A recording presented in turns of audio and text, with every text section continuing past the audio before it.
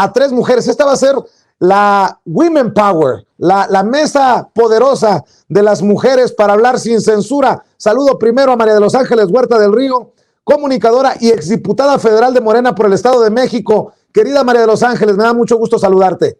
¿Qué tal? ¿Cómo estás, Vicente? Te saludo con cariño a ti y a tu público.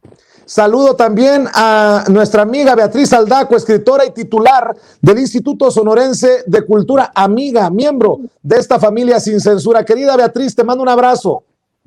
Buenas tardes a todos, igual un abrazo para todos los de esta mesa y para tu equipo. Gracias, Vicente. Gracias, Beatriz, y saludo a Renata Turrent, mi amiga Renata Turrent, asesora en políticas públicas, quien también ya está lista para hablar sin censura. Renata, un abrazo también para ti. Qué gusto estar por acá, Vicente, compañeras, qué gusto estar en la mesa y a todo el público que amablemente nos ve. A ver, déjenme iniciar.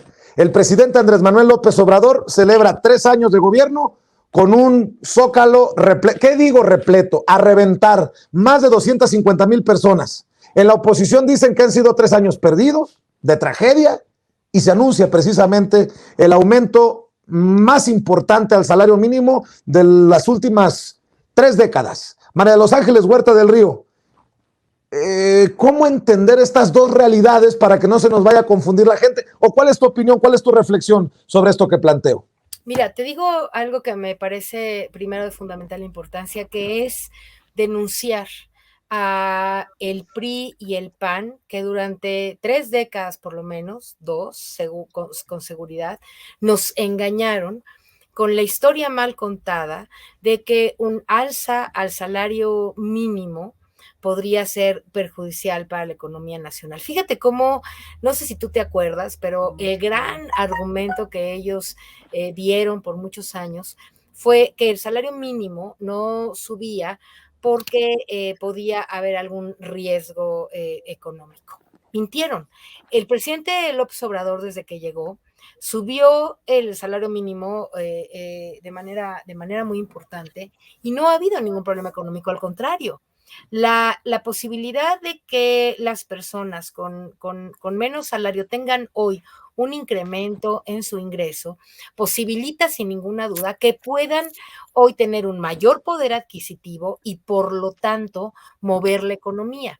Ellos lo que habían hecho es indexar o homologar algunos de los pagos, por ejemplo, el Infonavit y otras cosas, estas multas, etcétera, estaban asociadas al monto del salario mínimo. Entonces, con ese garlito nos tuvieron engañados por años diciendo que si subía el salario mínimo, entonces uno tenía que pagar. Por ejemplo, yo tenía un préstamo en Infonavit hace muchos años y entonces pues pagaba una cierta cantidad de salarios mínimos y claro, cuando ante la posibilidad de que subiera uno decía pues ya no voy a pagar entonces una mensualidad de, ¿no? 2, 3, 5,000 pesos, depende de lo que cada quien pagara, sino que ahora puede haber, ¿no? Un costo mayor. Pero fíjate, con la medida de las UMAS, que tú sabes que es una unidad de medida al pago que no está asociada al salario mínimo necesariamente, eso ha permitido que la gente hoy tenga estos incrementos salariales. La gente está muy contenta porque en todos los países desarrollados del mundo, querido Vicente, y lo saben todos los que nos están escuchando, los salarios mínimos no son mínimos como eran aquí, en Estados Unidos, en Inglaterra, etcétera. Estados Unidos está a $8, $10, ¿me lo recuerdas, por favor, Vicente, ¿lo sabes? Pues dependiendo del lugar en el que se encuentre. Por ejemplo, en Chicago, de donde acabo de regresar, ¿sí? El salario mínimo es $15 por hora. Fíjate nada más, ¿no? La gente está ganando por hora lo que aquí no se ganaba con los salarios anteriores en los tiempos del prianismo, ¿no? Ni en 3 o 4 días. Entonces, ahora que López Obrador, nuestro presidente, entendió perfectamente bien la mentira que nos habían contado en los gobiernos anteriores, sube el salario, está ayudando de manera muy relevante a la economía. Y eso es lo que explica un zócalo lleno. Eso es lo que explica que la gente en este país, más del 70% de los pobladores de este país, estamos felices con el gobierno de nuestro presidente Andrés Manuel. Y fíjate cómo estaba el Zócalo, ¿no? Atiborrado de gente que vino a mostrar el apoyo. Yo estuve ahí, me impresioné de la energía, del contento. Mira nada más, estás ahí mostrando las fotos. Fácil ha de haber habido ahí casi 500,000 de personas, porque si bien en el Zócalo caben 250,000, lo cierto es que en las calles adyacentes, quienes conocemos bien el Zócalo y hemos ido a todas las manifestaciones, sabemos bien que puede, mira, estas fotos son impresionantes, muchísima gente ahí celebrando los 3 años con el presidente, y yo estoy muy contenta de que haya podido él demostrar con hechos también, ahora con la fuerza y el músculo de la Cuarta Transformación, que estamos felices, muy felices con este gobierno. Y la Así oposición es. no entiende, como tú lo has dicho muchas veces, no entiende que no entiende, y siguen criticando, y siguen molestando, y siguen mintiendo, ¿no? Tratando de hablar mal del presidente, y lo único que logran ahora con todas sus estrategias es cada vez ir bajando y bajando en la simpatía que la gente alguna pudo haber retenido a esos partidos de PRI. Creo que la media del salario, el 22% para el 2022, es una muy buena noticia, sigue siendo una gran noticia para los trabajadores de este país.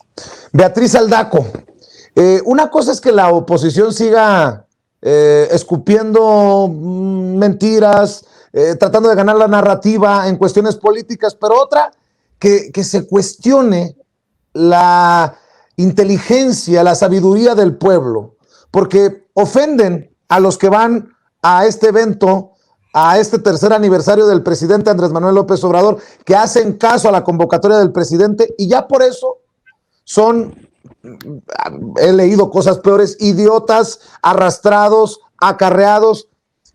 Eso es lo que les va a costar más caro a la oposición. No conocer al pueblo y tratar con la punta del pie al pueblo, o seguir queriendo tratar con la punta del pie al pueblo, porque los que ya gobernaron son ellos, Beatriz. Así es. Mira, creo que uno de los grandes defectos, carencias de la oposición o de la mayor parte de ella es que solo pueden ver la realidad desde sus limitadas estructuras mentales, o sea, son incapaces de ver la otredad. ¿Qué sería en este caso la otredad? Lo que es ajeno a uno, lo que no nos corresponde, con lo que no estamos identificados, pero sin embargo reconocemos que existe. Ellos no pueden ver la realidad más que con su lente, entonces no conciben, les es completamente impensable, no cabe en sus estructuras mentales que la gente vaya de manera espontánea a un acto como el del 1 de diciembre. Entonces, lo único que nos habla es de esta limitación de ver al otro y de que no conciben la realidad más que, en este caso, que si hay una concentración masiva es porque son acarreados.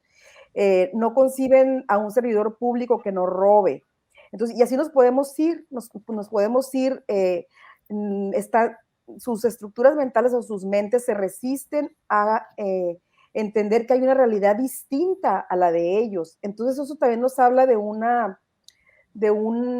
digamos, personacentrismo o grupocentrismo.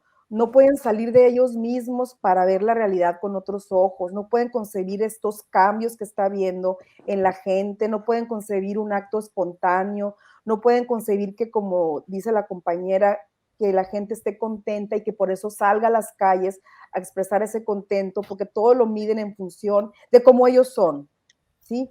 Ellos sí, o sea, el acarreo, el robo, la corrupción, pues han sido parte de su modus vivendi, entonces no creen que exista una realidad alterna.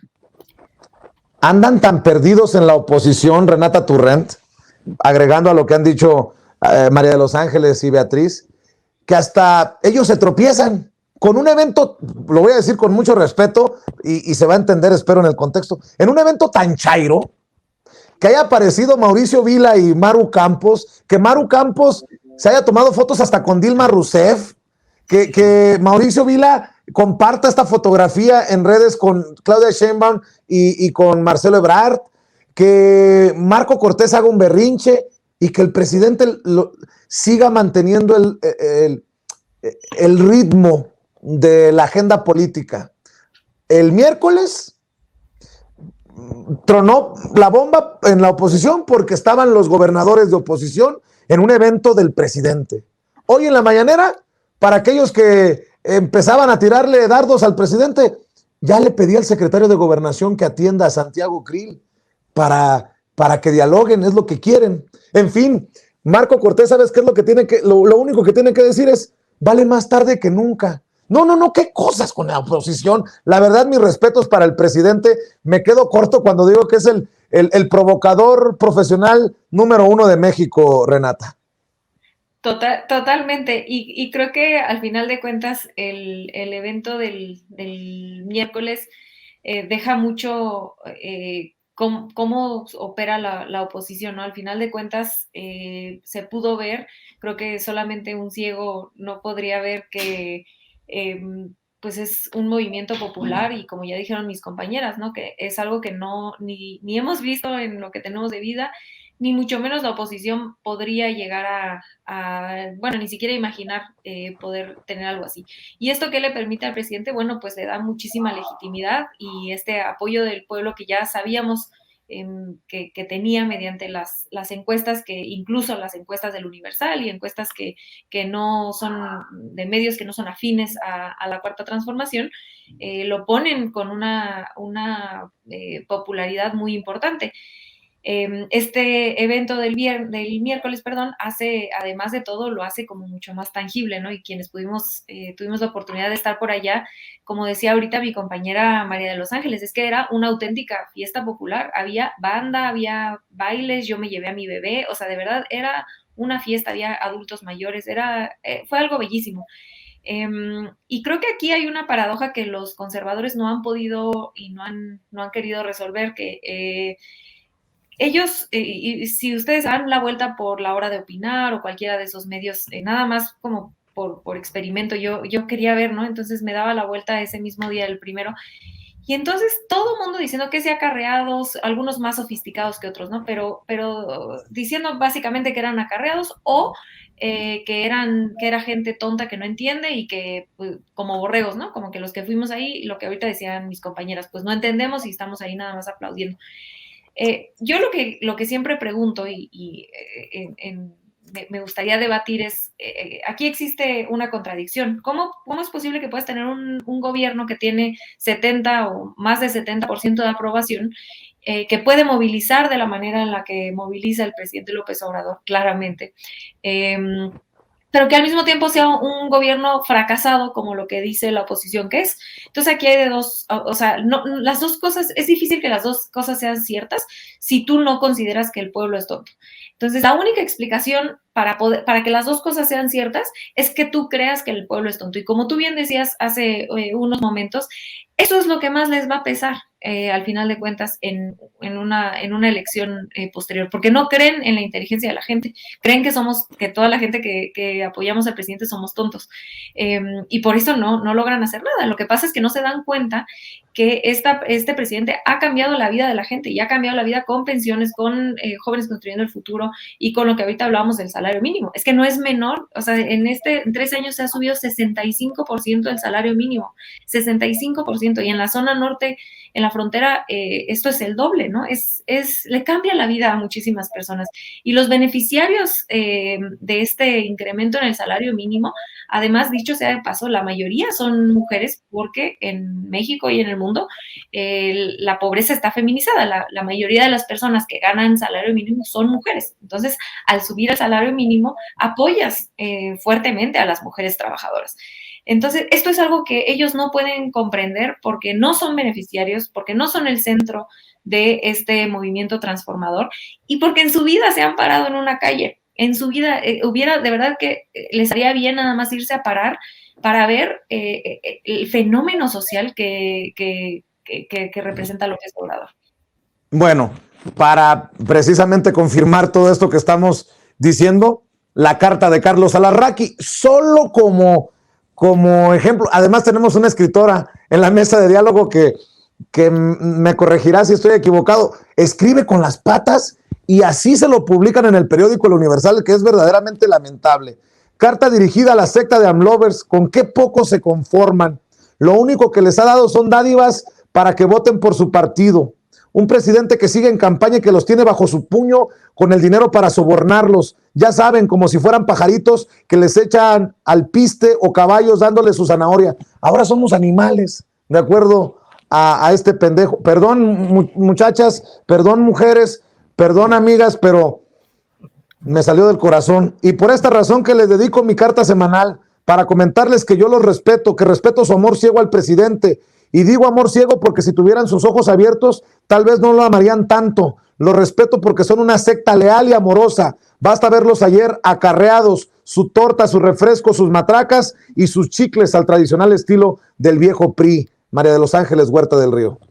Patético. Al-Azraqui es un personaje de la oposición que solo se merece un calificativo como el tuyo o el mío. ¿Por qué es patético que alguien se refiera así al pueblo? En primer lugar, porque expresa su profundo clasismo, el que siempre tuvo y el que solamente un sector, afortunadamente en este país, todavía la mayoría del pueblo, no hemos caído en esa denigrante actitud que es el clasismo y el racismo. Esa carta habla del profundo racismo y clasismo con el que un pequeño sector de los mexicanos ha tratado de describir esta profunda revolución que estamos viviendo. Él junto con Krause, ¿no? Y mira cómo se llaman, Al-Azraqui, Krause y todos esos Dresser, ¿no? Y todos esos que se sienten paridos por los dioses, pobre gente, ¿no? Pobres ciudadanos, disque intelectuales, que en lugar de amarrar su pensamiento a la comprensión del increíble fenómeno de la revolución pacífica y transformadora que estamos viendo hace varios años, ahora ellos, ¿no?, pretenden con sus críticas pedorras, diría mi compañero Gerardo,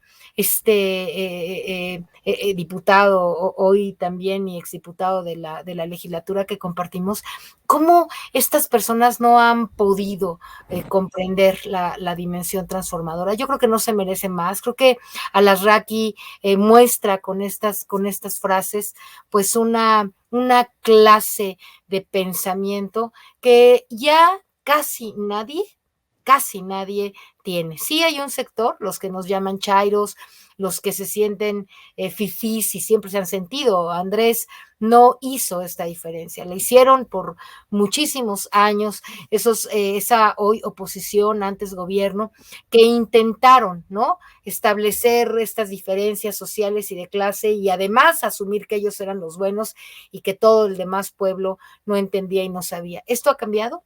El pueblo entiende, el pueblo sabe, el 70% de la gente o más admiramos y creemos en esta transformación y la estamos construyendo día a día. La primera cosa que no debemos permitir ya es ser tratados con el desprecio, con el clasismo y con el racismo con el que ellos hablan. A mí me da compasión, para decirlo menos, estos personajes que, pues, ¿quiénes son? ¿Quién es Al-Azraqui? ¿Quién es Dresser? ¿Quién es Krause?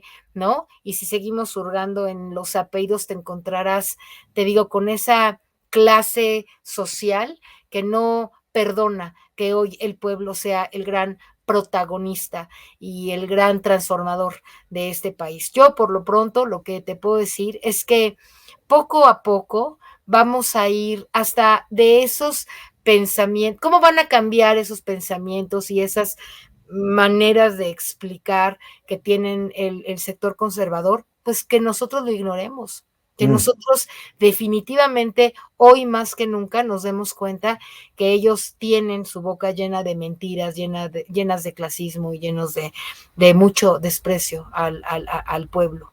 Y qué chingón. Qué chingón lo que dice María de los Ángeles Huerta del Río.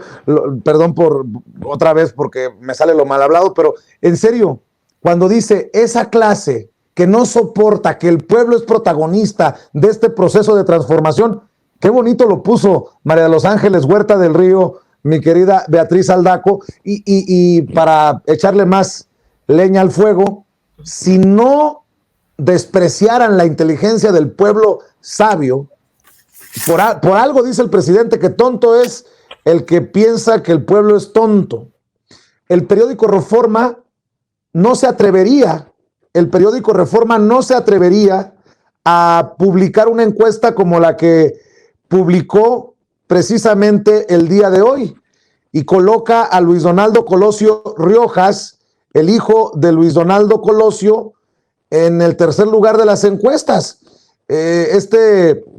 Alcalde de Monterrey, Nuevo León, de Movimiento Ciudadano, que ya está casi alcanzando a Claudia Sheinbaum y a Marcelo Ebrard. Eso es quererle jugar el dedo en la boca al pueblo, querida Beatriz.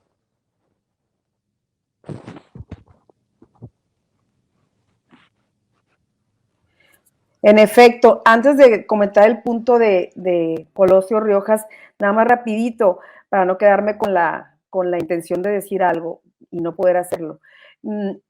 Yo tengo un trauma de niña. Por sentido común, a mí me parecía, cuando veía en la primaria y en la secundaria cuánto aumentaba el salario mínimo, verdaderamente a mí se me hacía extrañísimo, 50 centavos, 1 peso, 2 pesos, 3 pesos. Yo decía, por sentido común, con la inocencia de una niña, decía, ¿qué es? Eso está rarísimo. Y le preguntaba a mis papás, bueno, es que así es, mi hijita, ¿no?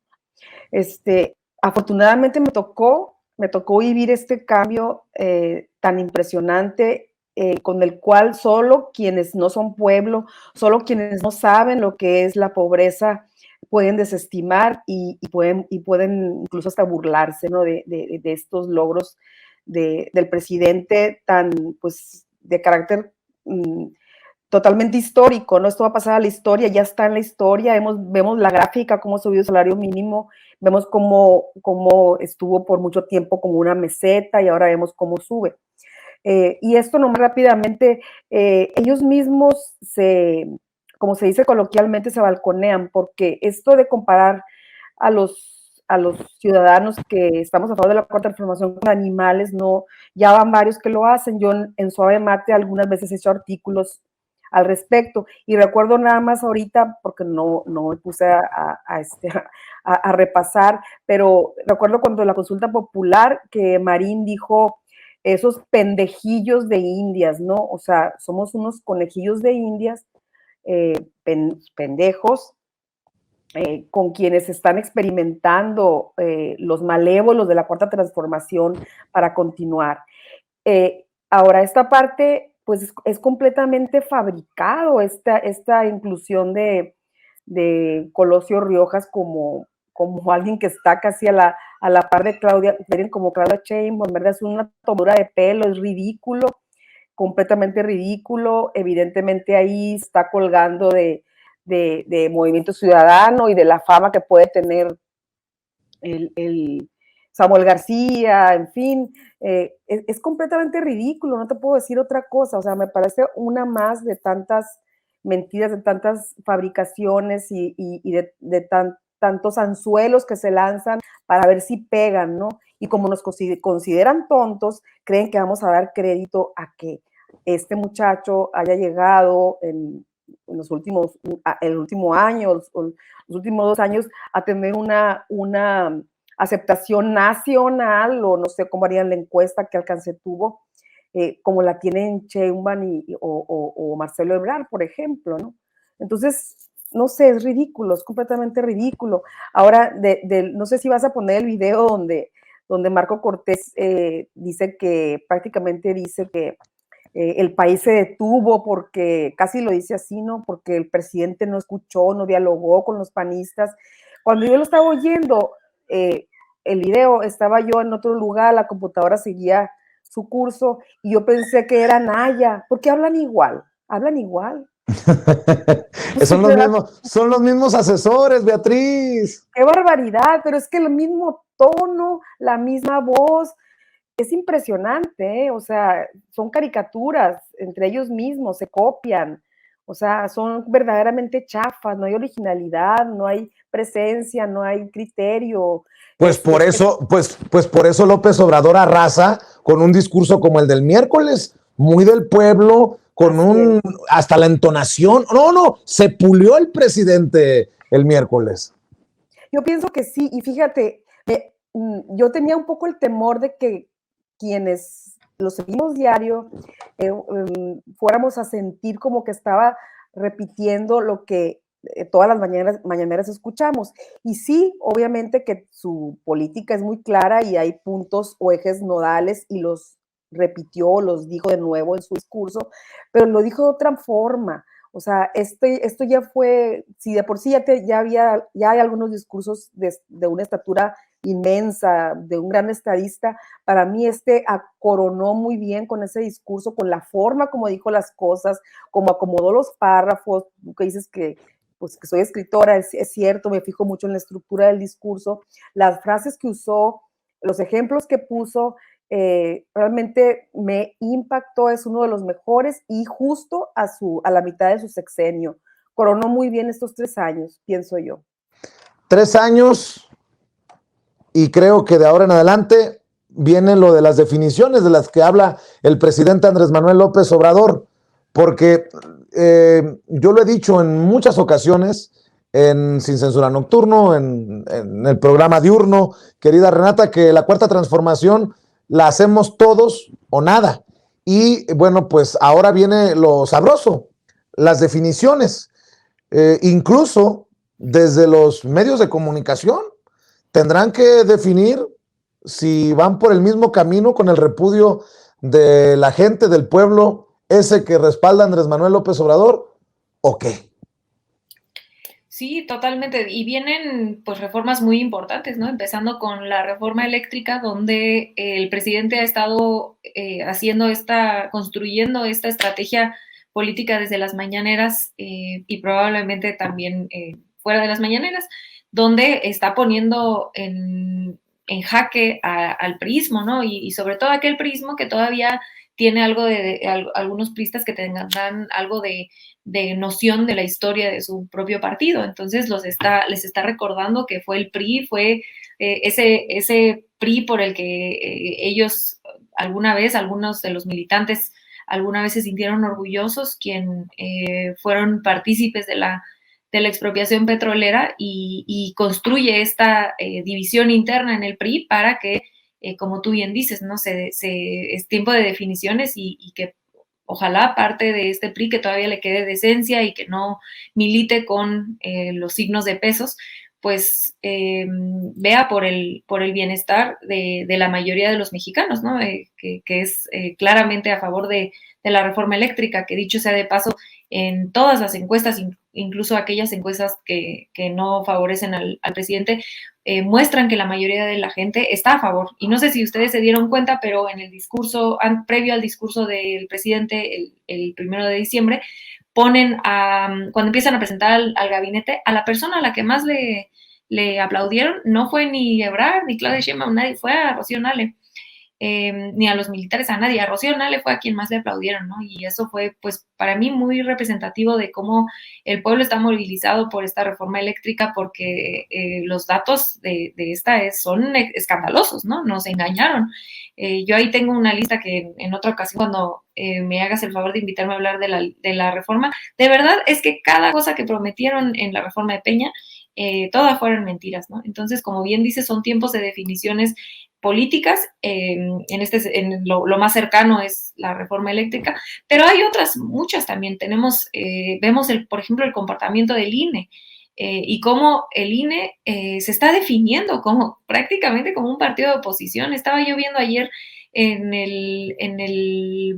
las redes sociales del INE, ponen, y más o menos cito, ¿no? No tengo el tuit aquí exacto para leérselos, pero básicamente retoman una parte del discurso de Lorenzo Córdoba en la Feria Internacional del Libro de Guadalajara, y ponen algo así como las políticas públicas clientelares amenazan con la democracia.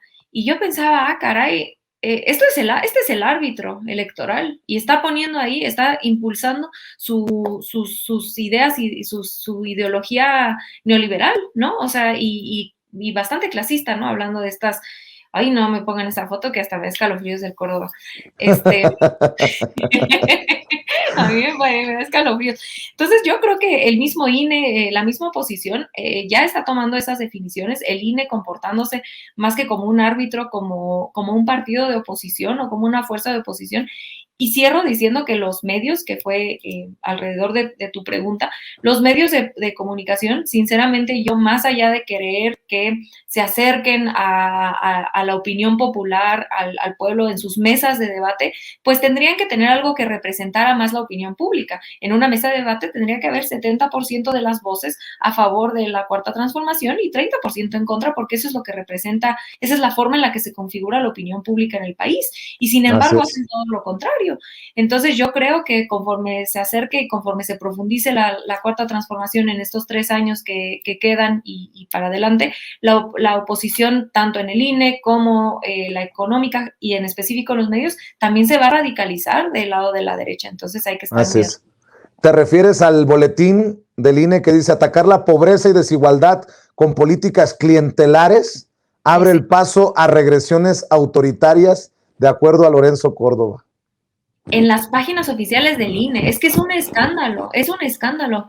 Este es el árbitro electoral. ¿Por qué están poniendo algo así, como si fueran un partido político? Es un escándalo. Bueno, escándalo que diga que sí lo invitaron a ser candidato para el 2024, pero agradezcámosle al gran Lorenzo Córdoba que dijo que no se da cuenta que confirma con esto que está haciendo un muy, muy mal papel. Sé que te tienes que ir, Renata. Yo me quedo con María de los Ángeles Huerta del Río y Beatriz Aldaco. Yo te quiero agradecer que hayas compartido estos minutos y bueno, pues cerremos invitando a la gente para que te siga en redes sociales. Ay, a mí me duele el alma tenerme que ir tan temprano con esta grandísima mesa. A mis compañeras les mando un abrazo, a ti un abrazo más cariñoso, pero la beba no me aguanta.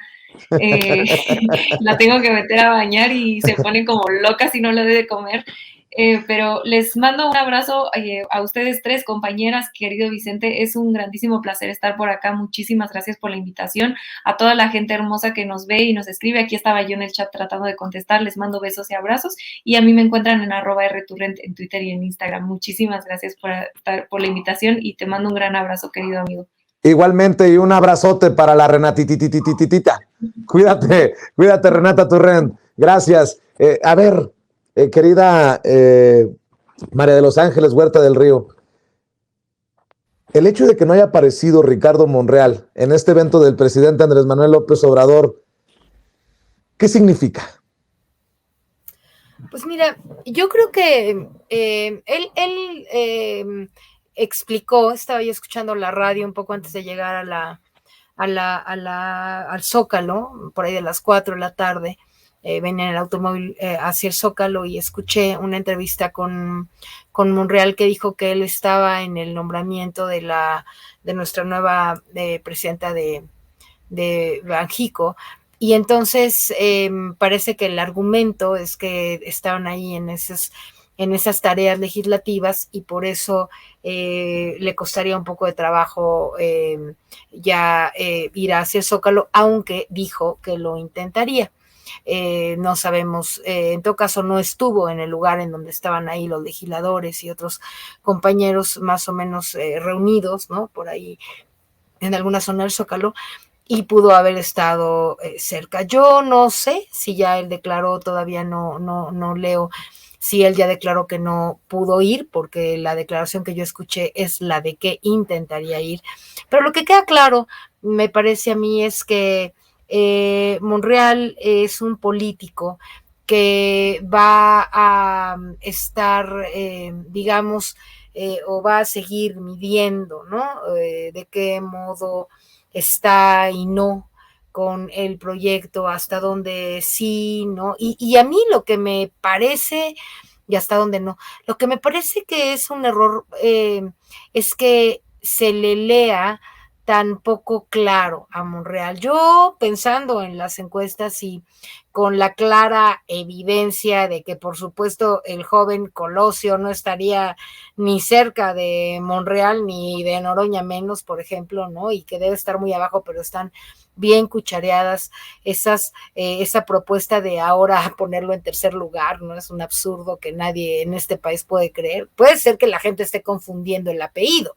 Eso puede ser, ¿no? Oiga, usted conoce el apellido Colosio, pues puede ser que la gente diga, pues sí, ¿no? Porque Colosio, su padre, el presidente, pues fue un señor muy conocido, pero de ahí a que ello implique que este joven, imberbe, puede ser candidato a algo, pues digo, algo más de lo que ya ha sido, pues no lo veo presidenciable, ni mucho menos, ¿no? Bueno, pero lo que estaba diciendo es que Monreal necesitaría entender ahora con más claridad, me parece a mí, la lógica del pueblo.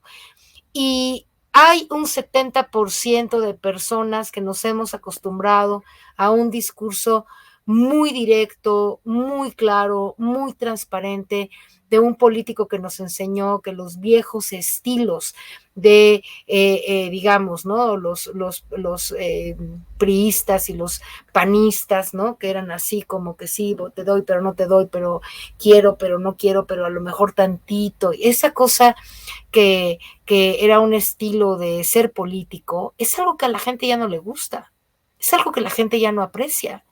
Ante la contundencia, la claridad, la fuerza, el compromiso, la manera, ¿no? Tan clara y tan comprometida de alguien como López Obrador. Entonces, yo creo que en ese sentido, Ricardo Monreal, nuestro senador, tendría que replantearse, ¿no? ¿Qué es el mensaje que quiere dar? Está en tantos medios, tiene tanta visibilidad, es increíble como, yo diría que es uno de los políticos, fuera del presidente obviamente, ¿no? Pero uno de los políticos que más presencia tiene en los medios de comunicación, todos lo entrevistan, va a todos lados, ¿no? Está en redes permanentemente y ve a los boxeadores y va a Tepito y platica y hace videos en sus redes y etcétera. Está haciendo una campaña, digo, para quienes sabemos de comunicación política y campañas, pues es clarísimo, ¿no? Que él quiere estar muy presente, pero es su comportamiento, es yo no tengo tan claro con quién está, cuándo está y por qué está, con quién o cuándo. No sé si a otro le pasa lo mismo, pero a mí me pasa eso. Entonces, pues no sé, ¿no? Yo no soy su asesora de comunicación política, pero si lo fuera, le diría que hiciera exactamente lo contrario de lo que está haciendo. Bueno, por una parte. Y por la otra, pues creo que el presidente no se encuentra totalmente confortable con quienes en general, no solo él, pero en general, con quienes no tengan una muestra clara del compromiso político con esta transformación, y tal vez esa es la razón por la cual no se siente tanto vínculo, o no le dieron ganas de ir, o no pudo ir al Zócalo. Así es. Beatriz Aldaco, no quiero ponerte en una situación difícil, pero tú me dirás si quieres opinar acerca de la Feria Internacional del Libro de Guadalajara, porque con sus honrosas excepciones, he dicho aquí que se ha convertido en una cueva de culebras contra la Cuarta Transformación. Nada más basta repasar los nombres de los personajes que han despotricado desde este espacio, uno de los más respetados en su momento del mundo cultural en nuestro país, y creo que ha quedado evidenciado como una feria, pues ya no una feria internacional de libros, sino el lugar de encuentro de aquellos que no están a favor o que están abiertamente en contra del presidente Andrés Manuel López Obrador. Enrique Krause, Lorenzo Córdoba, Luis Carlos Ugalde, Mauricio Merino, hasta Cuauhtémoc Cárdenas, ya lo mencionaba. ¿Cómo lo ves tú? Tú estás en ese mundo cultural, no sé si te quieras meter en camisa de 11 varas ahí. Fíjate que has tocado un punto muy importante. no me siento en camisa de once varas, yo puedo opinar de lo que sea, y como dices tú, pues es mi campo, la literatura, la cultura, en fin. Yo por muchos años fui a la FIL cuando no estaba tan sesgada como ahora. Hace ya algunos años que dejé de ir porque precisamente me di cuenta de esta situación con la que coincido, que tú describes. Se convirtió hace unos años en un desfile de luminarias, digo, antes de la 4T, pero desde el movimiento de López Obrador, estamos hablando de 2006 en adelante, 2012, y empecé a ver cómo había mesas y mesas y mesas, muy Mario Vargas Llosadas, ¿no? Muy en el entorno de Vargas Llosa, empezaron a darle más juego a estos personajes que ahora son de la oposición, que en ese momento pues brillaban en esas revistas ahora tan desprestigiadas como Letras Libres y Nexos, eran los dueños de la FIL.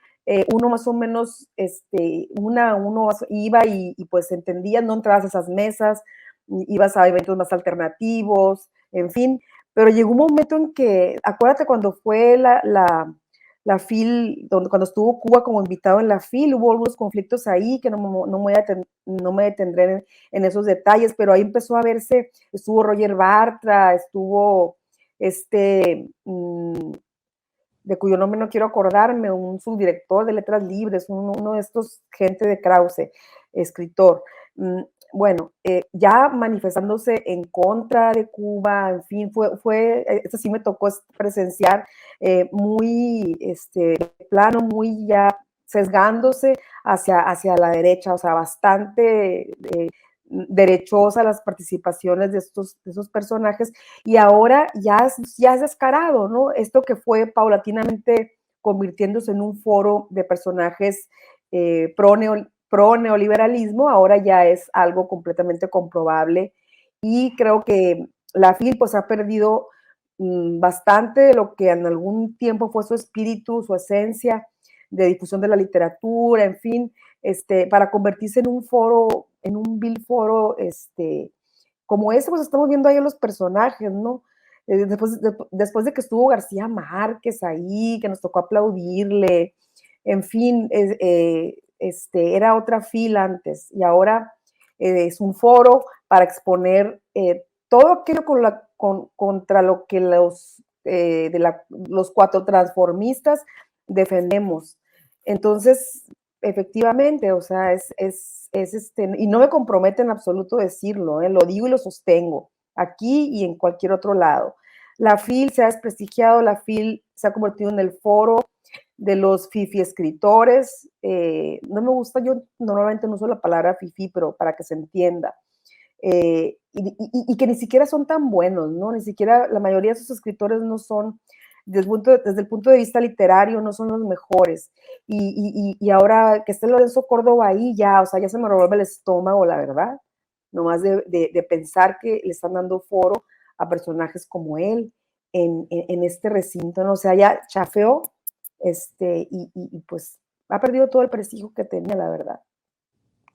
Pues qué dura crítica de la directora general del Instituto Sonorense de Cultura, pero sobre todo escritora, y una mujer congruente entre lo que piensa, lo que dice, lo que hace, Beatriz Aldaco. ¿Por qué no? Y tú sabes que no es cebollazo, Beatriz, que eso es lo que pienso de ti, para que quede claro.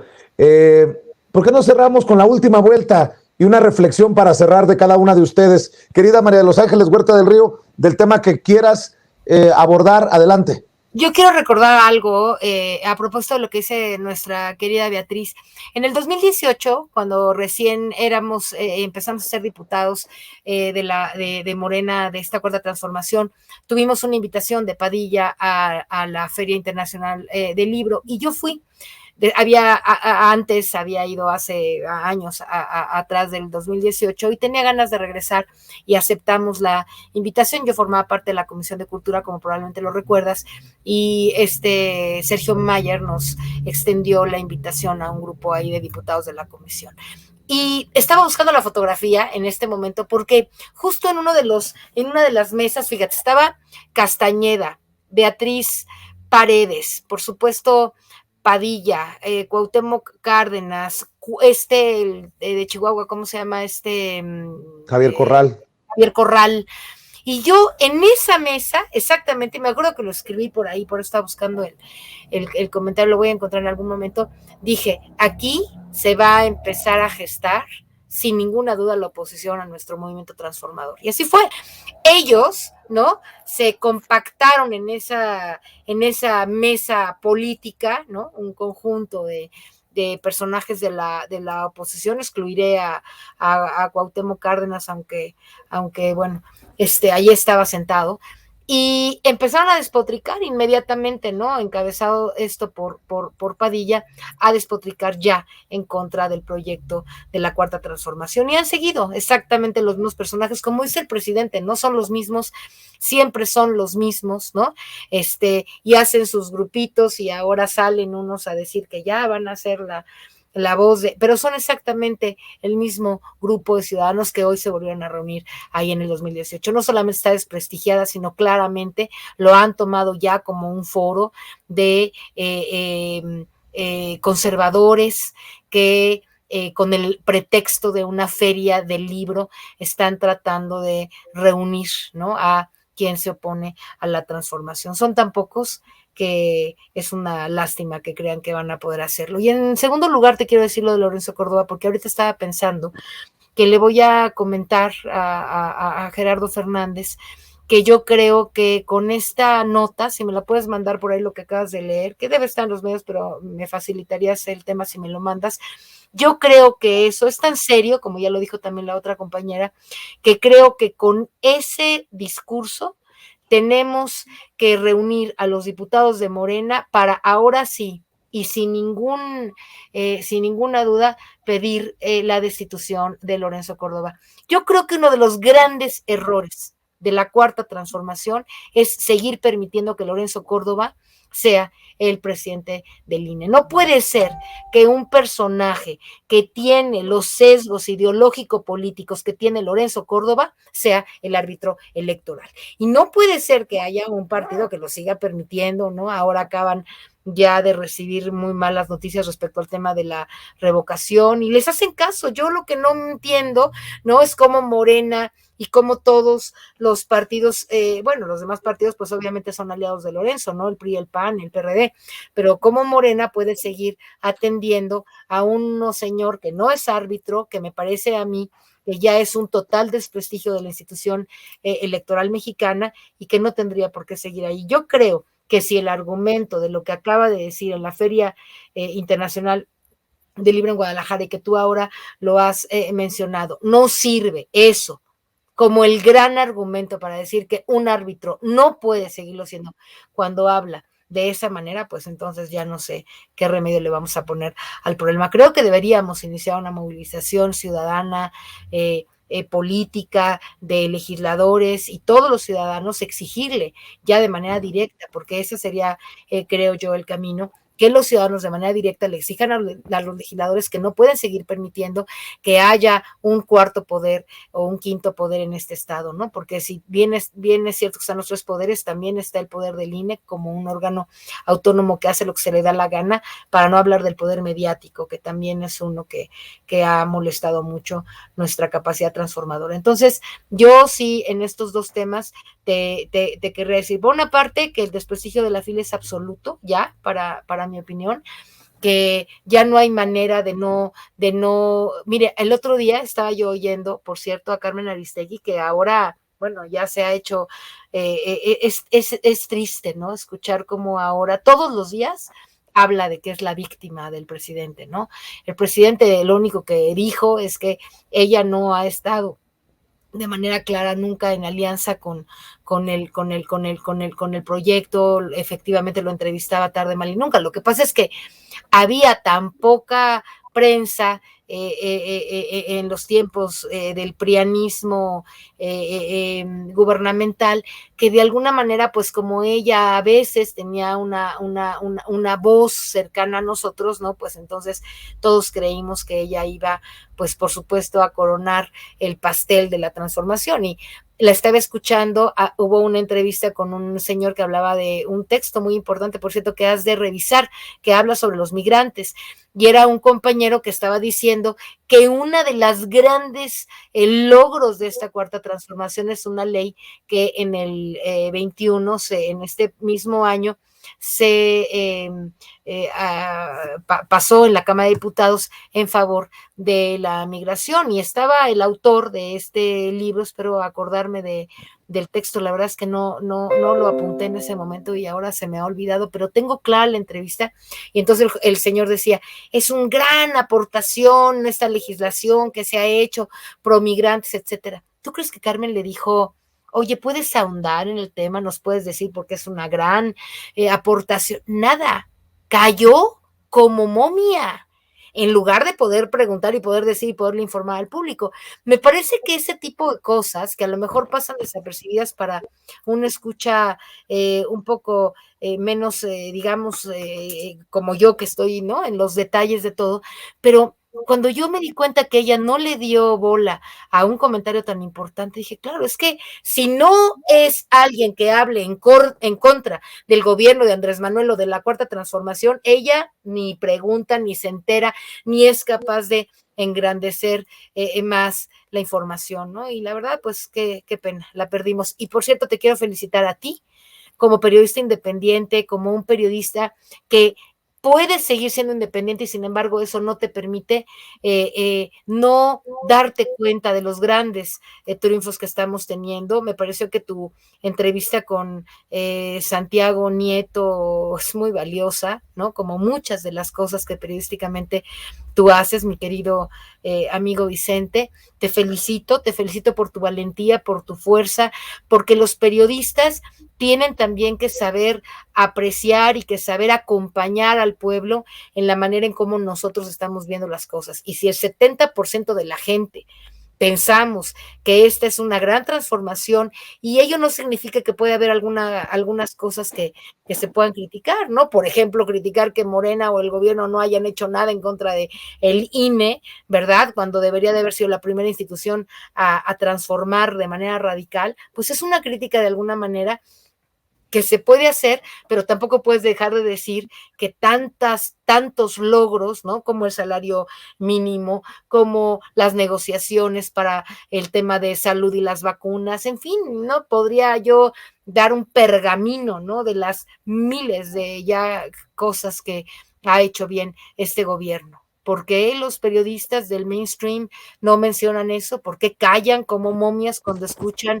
a algún autor decir una cosa positiva? Pues ahí está en lo que la FIL se ha convertido, y no nada más la FIL, sino muchos de los opositores que con sus voces de periodistas hoy están tratando de mal informar y no decir la verdad sobre lo que estamos haciendo en el gobierno, sobre lo que se está haciendo en el gobierno.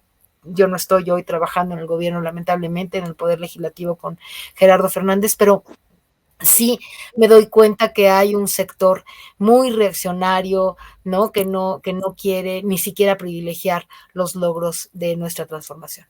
Te agradezco por las palabras, María de los Ángeles Huerta del Río. Ya te estoy enviando, te lo voy a enviar a la brevedad, se lo voy a enviar a Cecilia para que te lo haga llegar este comunicado del INE que dice: atacar la pobreza y desigualdad con políticas clientelares abre el paso a regresiones autoritarias, de acuerdo a Lorenzo Córdoba. Desarrollar acciones clientelares para atacar problemas de desigualdad y pobreza que van acompañadas del descrédito a las instituciones democráticas abre el paso a regresiones autoritarias, afirmó el consejero presidente del Instituto Nacional Electoral, Lorenzo Córdoba Vianello, y cito: la defensa de la democracia frente a los autoritarismos que venden promesas de resolver la cuestión social es, me parece, el gran dilema de nuestros días, la ruta civilizatoria y pacífica de convivencia de sociedades plurales, diversas y atormentadas por la pobreza y la desigualdad, es la única vía que debe reivindicarse, sentenció Lorenzo Córdoba. Beatriz Aldaco, ahora sí escucho tu reflexión. Bueno, en primer lugar, me sumo al movimiento que sugiere que ya hay, de hecho ya hay bastantes antecedentes, pero me sumo al movimiento de la compañera María Los Ángeles, de destitución de Lorenzo Córdoba. Yo pienso que no se han querido aventar ese tiro, como se dice coloquialmente, pero deberían hacerlo. Lorenzo Córdoba es un personaje que se ha burlado de los pueblos originarios, es un personaje que desprecia a estos pueblos, y comenzando por ahí nada más, con esta falta de respeto a los derechos humanos de estos pueblos.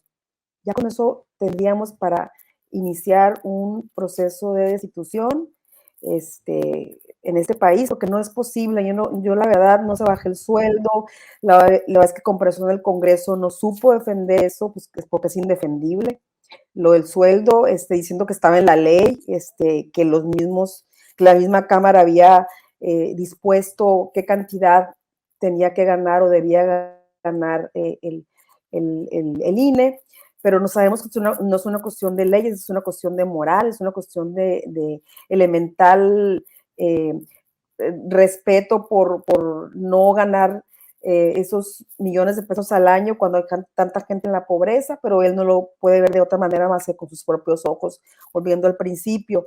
Esto de confundir clientelismo con justicia social, o sea, él, según la RAE, estaba viendo la definición, clientelismo es una política de obtener o mantener el poder asegurándose fidelidades a cambio de favores y servicios.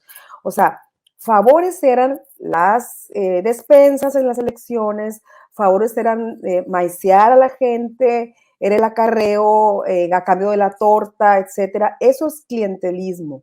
Pero el clientelismo no es, la justicia social no es clientelismo, y lo que está haciendo López Obrador es un proyecto es realizar un proyecto, concretar un proyecto de justicia social permanente. No es por las elecciones. Jóvenes construyendo el futuro, pensión a adultos mayores, a personas con discapacidad, no son políticas que tengan que ver con las elecciones, son políticas que se van a quedar en la Constitución. No es clientelismo. O sea, insulta la inteligencia de la gente al hacer creer que hacer justicia social es clientelismo. Entonces, merece realmente salir, merece no estar ahí. Me sumo a la compañera María de Los Ángeles. Empecemos una campaña. Fernández Noroña hace tiempo que ha promovido esto de juicio político contra Lorenzo Córdoba. Yo estoy completamente de acuerdo. Entonces yo cerraría con esta parte de la necesidad de transformar, de convertir al INE en verdaderamente un aparato que nos represente, en algo tan sensible como es lo electoral. Y ahí cerraría yo, Vicente. Pues me da mucho gusto que hayas llegado a la mesa de diálogo para formar esta mesa superpoderosa, como le llama mi querida Ceci Vega, Beatriz Aldaco. ¿Por qué no cerramos invitando a la gente para que esté al pendiente de tu trabajo? Porque la cultura tiene que retomar el nivel y la importancia, estar en la lista de prioridades en Sonora, y qué bueno que tú estás al frente del Instituto Sonorense de Cultura. ¿En dónde pueden seguir lo que haces y lo que escribes, querida Beatriz Aldaco? Gracias, Vicente. Voy a retomar Suave Matria ya la próxima semana. Regeneración, si soy bien recibida, que creo que... ¡Ya era hora! ¡Ya era hora! Ya. Lo que pasa es que es muy demandante el instituto, más cuando quieres hacer una política cultural a ras de tierra como lo exige la Cuarta Transformación.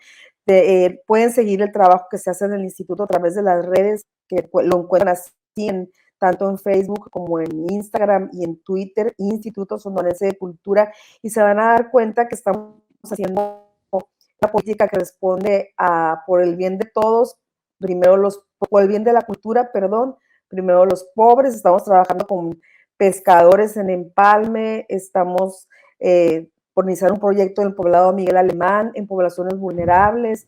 Estamos creando coros para que los niños y los adolescentes se ocupen en el arte, en sus tiempos libres. En fin, no llevamos 3 meses todavía y creo que hemos hecho bastante y ahí pueden informarse. Y en mi Facebook, de siempre, Beatriz Aldaco, abierta la página, no es fanpage, es un muro, pero ahí más o menos voy platicando de lo que hacemos todos los días. Ahí donde revisa el presidente de vez en cuando lo que escribe Beatriz Aldaco, a quien queremos mucho y respetamos, la directora general del Instituto Sonorense de Cultura. María de los Ángeles Huerta del Río, ¿en dónde te encuentran a ti? ¿En dónde te siguen?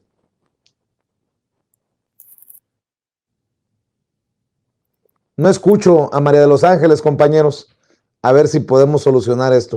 Gela Huerta, querido Vicente, y me gustaría aprovechar el espacio nada más para comentarle a Beatriz que yo hace tiempo que querría colaborar en Regeneración, si ella conoce cuál es el camino, porque yo no, increíblemente, pero no lo conozco. Pregúntame, María de los Ángeles Huerta. En Regeneración, para no decirte que Regeneración casi es mi idea, un día te platico esa historia, pero por ahora solamente decir que Gela Huerta en las redes sociales van a poder ahí seguir mis pasos, y yo tengo muchas ganas de regresar a la prensa escrita, y estuve trabajando por un buen tiempo, los 3 años, en un periódico nacional, pero me gustaría mucho participar ahí. Bueno, pues eso es todo, Vicente, muchas gracias a tu público siempre por su atención, y estamos y seguiremos estando siempre para comunicarnos por tus redes sociales. Claro que sí, María de los Ángeles, Beatriz, 2 mujeres a las que respeto profundamente. Muchas gracias por acompañarnos y nos vemos muy pronto aquí en Sin Censura. Gracias, buenas noches.